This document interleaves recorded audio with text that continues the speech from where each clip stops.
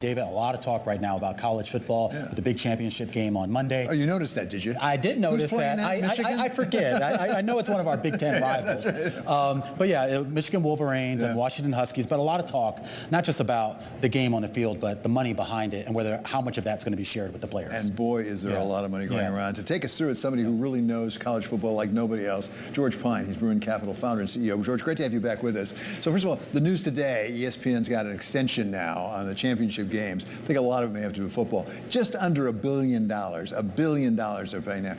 Is there anything left of the amateur part of this athletics as opposed to the professional? Well, there's a lot of value in college sports. It's exciting. And of course, that's for 40 sports, men's and women. You know, for $1 billion or $100 million or so a year, you know, the college football playoffs are going to go for $1.5 billion to $2.3 billion just for the playoffs in college football. So this shows the disparity between college football and all the other sports out there. So where does this all go next? As you know, some coaches, including Mr. Harbaugh, my coach at Michigan, has said we should start paying the players. Is that inevitable? Well, a couple things. One, great games this weekend. Both games went down to the last play, so the player movement really didn't hurt the quality of the competition. Where it's headed, I think you're going to have to pay the players. I mean, college football is the #2 sport in America. In attendance, in television ratings, generates $6 to $8 billion a year. And I think those players deserve to be paid. And I think you see the courts now recognizing that the players, you can't restrict their trade, their motion, they need to be paid and share in some of that money. What does that look like, though? Where does that money come from? Does that flow from the schools directly, or is that going to come from the NCAA directly? It's going to come from the schools, right? And what you're going to see, I think, eventually is the players will be bargaining collectively. I think that they're probably going to have to do individual contracts so that they can restrict the movement. I mean, competitors, universities are competitors, cannot restrict the movement of players without compensation. And with that kind of money generating around, you're going to have to bargain collectively, and guys will have to do individual contracts. That's going to be interesting, and of course, that's going to be messy for a lot of schools. And I am curious, I mean, not to brag, David, but Northwestern University, the Wildcats, the team, they had actually attempted several years ago to unionize, and of course, that ran into failures in the court system. What's different now that would allow something like that to happen that they couldn't do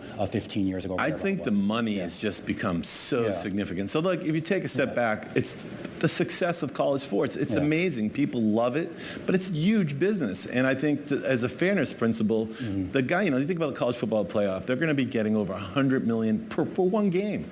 Should the guys participating in that game share in that economic success? I think 9 out of 10 reasonable people say yes.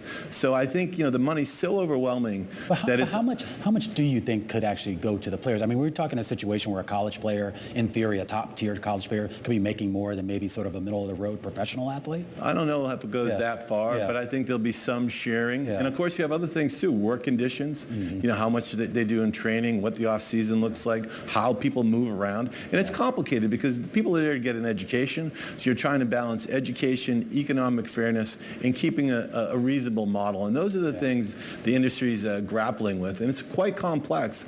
And part of the hard part is it's complex in a fragmented industry. Well, exactly. It's complex, and it's a huge change, a real sea change. Who's going to really be in charge of managing that sea change? Is the NCAA up to that job? Not everybody has complete confidence in the NCAA. I think the NCAA has a very difficult job. There are 1,100 members. We're talking probably 130 football members here, and even you could argue a smaller number. And so the NCAA is in a no-win situation. And the challenge is it's very fragmented industry. Colleges, as you know, the colleges switch conferences, coaches switch teams, athletic directors move around, presidents move around, players are restricted, players are not compensated. That's not going to fly. So I think it's either going to have one or two things. The courts are going to lead like they did with the NIL. People knew the NIL was coming for 5 years. The industry could not agree. The courts led the way. Same thing here. The courts will either lead the way, or I hope, because I love the sports, I'd love to see the industry coalesce and come together with the solution. So it'll be one or two, the courts or the industry. The reason it's up in the air is it's so fragmented. So you say you love the sport. We do. I know Romaine loves the sport. How do you preserve the sport, though, the competitiveness of the sport? Because in professional, for example, you have to really manage parity, because otherwise you get the haves and the have-nots, and the games aren't very good. Right, it's going to be very complicated. You have all those issues: education, parity, fairness, very complex issues, and that's why it's hard to find a consensus amongst competitors of what to do. And so that's why it's going to be tricky, and that's why an inability to agree could lead to the courts deciding and not the industry. We've had a little space now since the name, image, likeness became law of the land, for lack of a better phrase here. Is there anything we can learn from the rollout and implementation of that in terms of extrapolating what a rollout of actually paying the payers directly would be? Well, NIL was hoped to be based on endorsement revenue. It became a legal way to pay players. Right. And had unintended consequences in the competition of the sport. And people don't like that. And that's why I think it would be better if you had things collectively bargained and people did contracts, because you'd have predictability, you'd have rules, it'd be better organized. The NIL kind of led to a free-for-all, and the intended consequence and intention was to pay the players for endorsements, and it came really pay to play.